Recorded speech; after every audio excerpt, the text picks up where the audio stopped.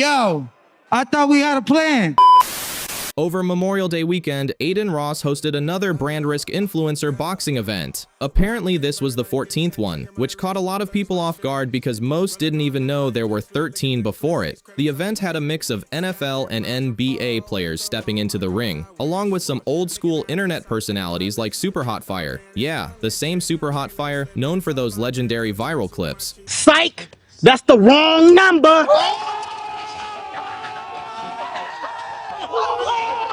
One of the biggest moments came when Super Hot Fire faced off against early 2000s singer Ray J. But after the fight, people instantly started questioning whether the whole thing was staged. Why? Because right after the match ended, while both guys were still standing in the ring, Ray J casually seemed to admit the fight was planned ahead of time. That clip spread fast online, and viewers immediately started calling the match suspicious. Before getting into the alleged setup, there was another wild moment involving commentator Sean Strickland, the MMA fighter who's constantly surrounded by controversy. Some fans rock with him, others, seriously, can't stand him. During the event, Strickland reportedly got frustrated and walked out, calling the whole thing embarrassing and chaotic. What made it even crazier was the contrast between him criticizing the event while also bringing his own aggressive energy and attitude during commentary.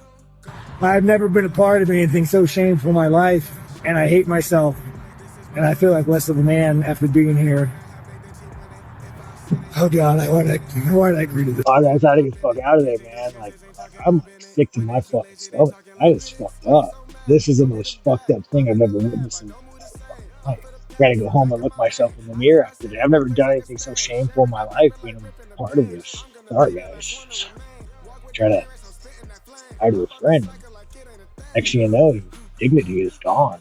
Before diving deeper into all of that, if you're new here, hit subscribe because it seriously helps the channel out a lot. And if you enjoy the video, drop a like too. That extra support pushes the video out to way more people online. Now, this next part jumps around the timeline a little, but it connects to the madness perfectly. During the event, organizers even brought out someone dressed as a Jeffrey Epstein lookalike. The appearance instantly shocked viewers and had social media blowing up with reactions because people could not believe that was actually part of the show. What brought you to Brand Risk 14? I got invited. It's a great event. It's great content, great people, and a lot of fun. Yeah, they're my boy, man. Listen. Big shout out to Adin Ross. He's the man. Adin Ross, that's who invited you to the fight? Okay. Yeah, man. I'm just gonna keep it real. You were caught. We own your ass, and you and let's cut the camera back to Adin. How is the island sold? Or all right, Sean, what do you think about that, Sean? I was asking if you ever feel shame. I got to go home and look myself in the mirror. I really, it's hard, bro. Sean, do you want to wear it? I'm not wearing fucking jewelry, dude. Yo, Sean's a big fan of that Epstein guy. He told me. Yo, who wants Oh, it? yeah. There's only one pedophile who ain't me. Here. Yeah. But the Jew was the one that probably filmed me. Yeah, he loves. What are you talking about? God, I hate myself. Okay. The event also featured a Diddy-inspired lookalike, which added even more chaos to an already wild night. But one of the biggest talking points ended up being Sean Strickland and how uncomfortable he seemed during the whole thing.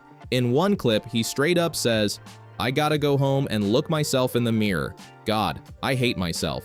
This might be the most shameful thing I've ever partaken in." That reaction alone had people online stunned.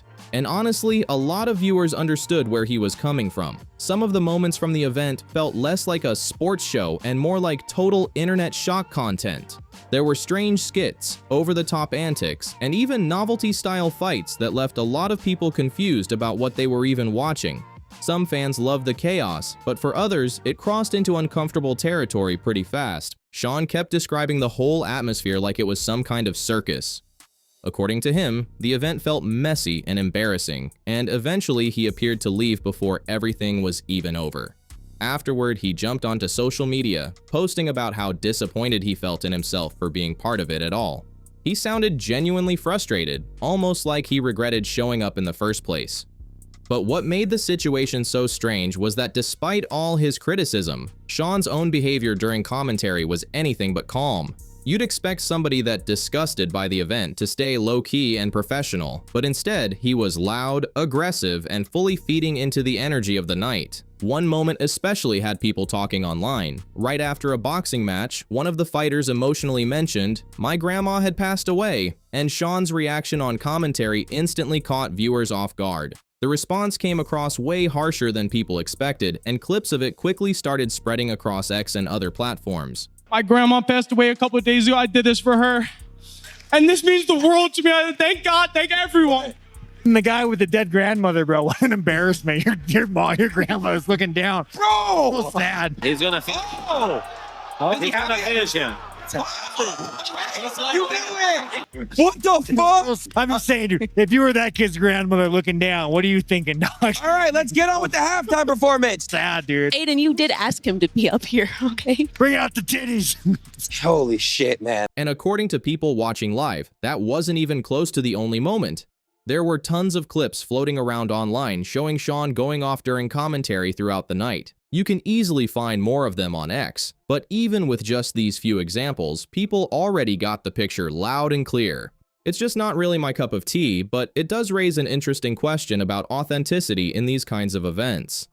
On one hand, Sean Strickland is openly calling the whole thing shameful and fake. But on the other hand, some of his on-camera behavior still feels fully locked into the chaos of the show. No, I'm leaving. I'm sorry, America. I was invited. I like the Jew, you know. Yeah. I'm starting to understand why the Jews get a lot of hate after being here. What the fuck? Stand him up. It is a good guy. I like that. Yo! That contrast makes it harder to tell whether he genuinely rejected the event or was still participating in the spectacle while criticizing it. That brings us into the most controversial part of the night and the moment that really set social media on fire. The fight between Superhotfire and Ray J is where things started to feel seriously suspicious and potentially even legally messy depending on what actually happened behind the scenes. Right from the first round, viewers noticed something really unusual. Superhotfire barely threw any punches at all. In fact, for long stretches of the round, it looked like he was holding back completely, with no real offense directed at Ray J. People watching live immediately started questioning what kind of fight they were actually seeing. Then in the second round, everything flipped in a way that felt almost too sudden. Out of nowhere, Superhotfire landed a knockout on Ray J, ending the match in dramatic fashion. The shift from no engagement to a sudden finish had a lot of people online raising eyebrows instantly. But the real drama came after the fight, during the post-match interview segment when both fighters got a microphone. Ray J didn't seem happy at all, and instead of celebrating or brushing it off, he looked visibly frustrated with Superhotfire. He didn't fully spell everything out, but his words strongly hinted that something behind the scenes wasn't right. Yo, I thought we had a plan. I don't want to say too much because I don't want to get nobody in trouble, but damn, my nigga. We took a L tonight. We didn't take shit. Your ass was over here. I gotta talk to the nigga about Y'all talk backstage. Super.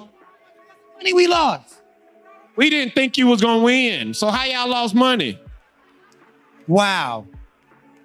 Hey, I ain't gonna, that's a good method though. If I got my ass knocked out, I'd be like, nigga, you fucked up. Look at that. I can't see it, my nigga. You got one of them cartoon lumps. You know when I love you, dog. As you heard in the clip, he said, "I don't want to say anything, don't want to get people in trouble, but I need to talk to him." Things were supposed to go different. That alone was enough to spark serious speculation about a planned outcome. And when he followed it up with, "Do you know how much fucking money we just lost?" it only added more fuel to the idea that the fight may not have been as random as it looked. The post-fight interview then took an even messier turn when the interviewer seemingly mocked Ray J's condition, pointing out the giant lump on his head from the knockout. Instead of a straightforward discussion, it turned into a back and forth where the interviewer basically shut down the idea of "we lost," responding with something along the lines of "no, you've lost." That moment instantly added more tension to an already chaotic situation. At that point, a lot of viewers started connecting the dots and assuming something had clearly gone wrong behind the scenes. The behavior in the fight, especially Superhotfire not throwing punches in the first round, suddenly looked a lot more suspicious in hindsight. It led to theories that either an agreement had been made beforehand and then broken, or that someone changed their mind mid-fight once things started to look too staged. Some even speculated that Superhotfire may have realized the performance was getting too obvious and just decided to switch things up on the fly. Others went in a completely different direction, suggesting he might have bet on himself without Ray J knowing, and then changed the outcome to cash out in a different way. None of that is confirmed, but online discussions definitely ran wild with possibilities. On top of that, there's still the question of who else might have been involved, if anyone else was aware of what was supposed to happen behind the scenes. That uncertainty is what kept the conversation going long after the event ended. Adin Ross later addressed the situation during a live stream, saying he was looking into what actually happened between Ray J and Super Hotfire. From his perspective, it sounded like he was trying to get clarity on whether anything shady went down during the match. But that raises another issue. Some viewers pointed out that Adin, as the host of the event, isn't exactly a neutral observer in all of this. Expecting a fully objective breakdown from him might not be realistic given his role and financial stake in the event's success. I need to figure out what the fuck went on, bro. I do. Ray J, obviously what he said after the fight, Super Hot not throwing a fucking punch, like in the first round. We need to look into that. We need to investigate that. Super Hot has been nothing but a great fighter, and he's been great, and Super looked like himself in the second round. Now, do I know why Ray J said what he said? No, I don't. And we're going to figure it out. Jordan and I are taking it very seriously. We don't like that shit. It wasn't, the actual fight wasn't rigged. Like, he knocked Ray J out. He might have been like, oh, bro, like, we must spend money. If Super got knocked the fuck out, or if Super lost, that would have been a different discussion, but Ray J got knocked out. So, technically, the fight wasn't fucking with people's money, because Ray J did knock him the fuck out. When supposedly, oh, you weren't supposed to do that, bro. We took a loss that night. So that's my whole point. Still, others pushed back on that idea, saying similar controversies have followed other celebrity boxing-style events too, where rumors of betting or planned outcomes always seem to resurface. The comparison to other major influencer fights only added more skepticism around how real any of these matchups actually are.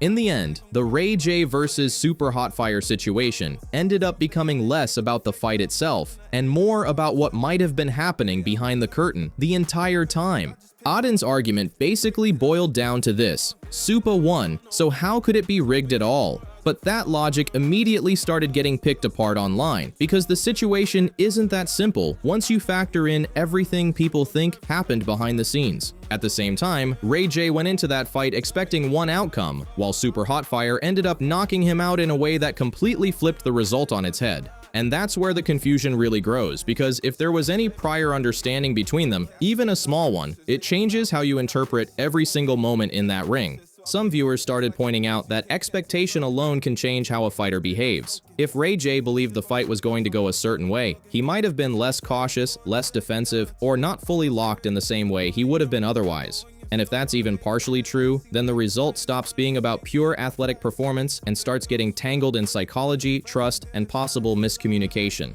From that perspective, the whole situation feels tainted, because it's no longer just two influencers boxing it out fairly in a clean matchup. Instead, it becomes a mix of suspicion, possible planning, and split-second decisions made under very unclear conditions. That's why some people argue it doesn't really matter who officially won, because the process itself already feels compromised. Adin's stance seems more focused on damage control, framing the outcome as proof that nothing was rigged at all. But critics aren't fully buying that, especially with all the post-fight comments, reactions, and speculation still floating around. Whether anything actually comes from the investigation he mentioned is still up in the air. Realistically though, a lot of people expect this to follow the usual pattern of internet controversies like this one: loud for a few days, heavily debated, then slowly forgotten unless something concrete actually surfaces. And unless more evidence comes out, it'll probably just live on as another questionable moment in the influencer boxing world. If anything does get updated or confirmed, it'll likely resurface again online in a big way. Until then, it just sits in that uncomfortable space where nobody fully agrees on what really happened.